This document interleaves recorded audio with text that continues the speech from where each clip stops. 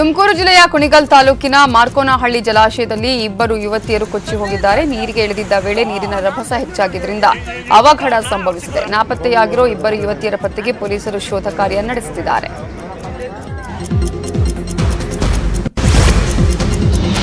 ಬೆಸ್ಕಾಂ ಇಲಾಖೆಯ ನಿರ್ಲಕ್ಷ್ಯದಿಂದ ವೃದ್ಧೆ ಸಾವನ್ನಪ್ಪಿರೋ ಘಟನೆ ರಾಮನಗರ ಜಿಲ್ಲೆಯ ಮಾಗಡಿ ತಾಲೂಕಿನ ಬಾಳೆನಗಹಳ್ಳಿಯಲ್ಲಿ ನಡೆದಿದೆ. ಮೃತ ವೃದ್ಧೆ ಲಕ್ಷ್ಮಮ್ಮ ಹೊಲಕ್ಕೆ ಹೋಗಿದ್ದ ವೇಳೆ ವಿದ್ಯುತ್ ತಂತಿ ಕಟ್ಟಾಗಿರುವುದನ್ನು ನೋಡದೆ ಕಾಲಿಟ್ಟಿದ್ದಾರೆ. ಈ ವೇಳೆ ವಿದ್ಯುತ್ ಪ್ರವಹಿಸಿ ಸ್ಥಳದಲ್ಲೇ ಸಾವನ್ನಪ್ಪಿದ್ದಾರೆ.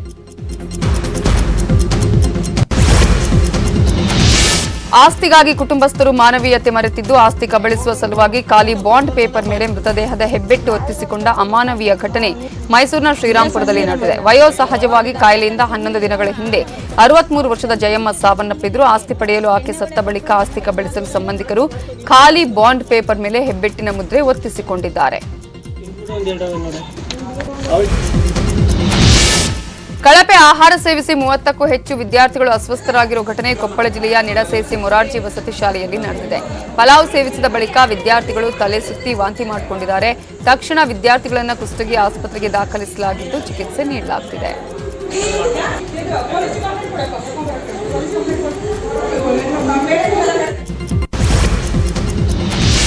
ಪ್ರಧಾನಿ ಮೋದಿ 83ನೇ ಆವೃತ್ತಿಯ ಮನ್ ಕಿ ಬಾತ್ ಅಲ್ಲಿ ಮಾತಾಡಿದ್ದಾರೆ. ದೇಶದ ಸುರಕ್ಷತೆಗಾಗಿ ದುಡಿತಾ ಇರೋ ಯೋಧರಿಗೆ ಅಭಿನಂದನೆ ಸಲ್ಲಿಸಿದ್ದಾರೆ. ಅಧಿಕಾರದಲ್ಲಿ ಇರಲೇಬೇಕು ಅನ್ನುವ ಆಸೆ ಇಲ್ಲ, ಆದರೆ ನನ್ನ ಗುರಿ ಜನರ ಸೇವೆ ಮಾಡೋದು.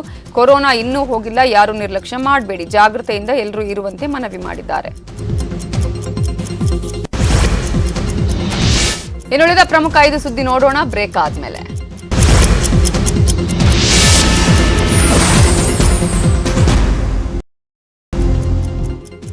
Welcome back. ಉಳಿದ ಪ್ರಮುಖ ಸುದ್ದಿಯನ್ನ ನೋಡೋಣ.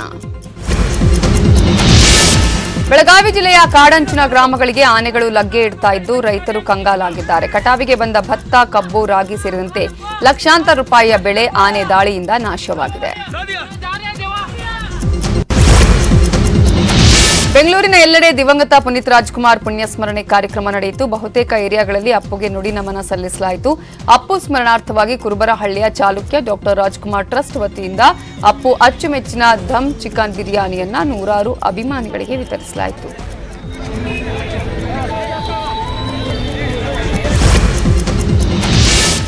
ಕರ್ನಾಟಕ ಟೆಲಿವಿಷನ್ ಅಸೋಸಿಯೇಷನ್ ವತಿಯಿಂದ ಪುನೀತ್ ರಾಜ್ಕುಮಾರ್ ಹೆಸರಲ್ಲಿ ಅಪ್ಪು ಅಮರ ಕಾರ್ಯಕ್ರಮ ಆಯೋಜಿಸಲಾಗಿತ್ತು. ಅಪ್ಪು ಬಾಲಕಲಾವಿದ ಆಗಿದ್ದಾಗಿನಿಂದ ಇಲ್ಲಿಯವರೆಗೆ ಅವರ ಚಲನಚಿತ್ರದ ಆಯ್ದ ದೃಶ್ಯಗಳನ್ನು ವೇದಿಕೆ ಮೇಲೆ ತೆರೆದಿಡಲಾಯಿತು. ಇನ್ನು ಲೇಸರ್ ಶೋ ಮೂಲಕ ಪುನೀತ್ ಫೋಟೋ ಪ್ರದರ್ಶಿಸಲಾಯಿತು. ನನ್ನ ಪುಟ್ಟ ಕಂದ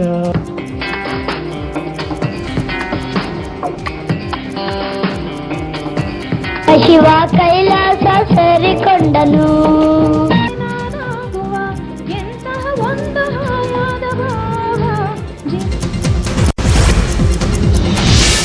ಕಾನ್ಪುರ ಟೆಸ್ಟ್ನಲ್ಲಿ ಭಾರತ ನ್ಯೂಜಿಲೆಂಡ್ ವಿರುದ್ಧ ಮೇಲುಗೈ ಸಾಧಿಸಿದೆ. ಶ್ರೇಯಸ್ ಅಯ್ಯರ್ ಮತ್ತು ವೃದ್ಧಿಮನ್ ಸಾಹಾ ಅದ್ಭುತ ಬ್ಯಾಟಿಂಗ್ ನೆರವಿನಿಂದ ಟೀಂ ಇಂಡಿಯಾ 2ನೇ ಇನ್ನಿಂಗ್ಸ್ನಲ್ಲಿ 234 ರನ್ ಗಳಿಸುವ ಮೂಲಕ 284 ರನ್ಗಳ ಗುರಿ ಕೊಟ್ಟಿದೆ. ಈ ಟಾರ್ಗೆಟ್ ಬೆನ್ನತ್ತಿರೋ ನ್ಯೂಜಿಲೆಂಡ್ಗೆ ಆರಂಭಿಕ ಆಘಾತ ಎದುರಾಗಿದೆ. ಕೇವಲ 4 ರನ್ ಗಳಿಸುವಷ್ಟರಲ್ಲಿ ಕಿವೀಸ್ ಪಡೆ ಮೊದಲ ವಿಕೆಟ್ ಪತನ ಆಗಿದೆ. ಟಾಲಿವುಡ್ನ ಮೆಗಾಸ್ಟಾರ್ ಚಿರಂಜೀವಿ ಹಾಗೂ mega power star Ram Charan ಅಭಿನಯದ ಬಹು ನಿರೀಕ್ಷಿತ ಆಚಾರ್ಯ ಚಿತ್ರದ ಮತ್ತೊಂದು ಟೀಸರ್ ರಿಲೀಸ್ ಆಗಿದೆ. ಸಿದ್ಧನ ಸಾಹಸಗಾತಿಯ ಟೀಸರ್ ಅಲ್ಲಿ ರಾಮ್ ಚರಣ್ ಮಿಂಚಿದ್ದಾರೆ. ಆಚಾರ್ಯ ಚಿತ್ರದಲ್ಲಿ ರಾಮ್ ಚರಣ್ ಸಿದ್ಧನಾಗಿ ನಟಿಸಿದ್ದಾರೆ.